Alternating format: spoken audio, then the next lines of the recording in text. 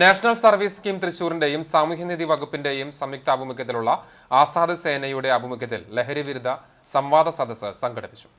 വെള്ളറക്കാട് തേജസ് engineering കോളേജിൽ നടത്തിയ സംവാദം ദേശമംഗലം ഹയർ സെക്കൻഡറി സ്കൂൾ അധ്യാപകൻ ഡോക്ടർ ER ശിവപ്രസാദ് നയിച്ചു.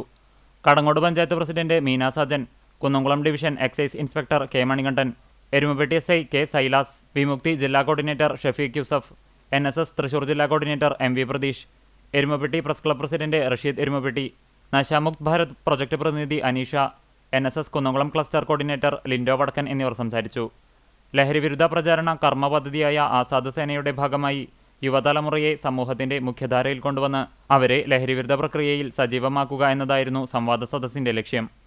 അധ്യാപകരും കുട്ടികളും രക്ഷിതാക്കളുമായുള്ള ബന്ധം ശക്തമാക്കുക, ലഹരിയെ തുടച്ചുമാറ്റാൻ രക്ഷിതാക്കൾ, ജനപ്രതിനിധികൾ, വ്യാപാരികൾ തുടങ്ങി എല്ലാ വിഭാഗങ്ങളുടെയും സഹകരണം ഉറപ്പുവരുത്തുക, കുട്ടികൾക്കും രക്ഷിതാക്കൾക്കും കൃത്യമായ ബോധവൽക്കരണ ക്ലാസുകൾ നടത്തുക, പഞ്ചായത്ത്, വാർഡ്, സ്കൂൾ തല ജാഗ്രതാ സമിതികൾ രൂപീകരിക്കുക തുടങ്ങിയ അഭിപ്രായങ്ങൾ യോഗത്തിൽ രേഖപ്പെടുത്തി.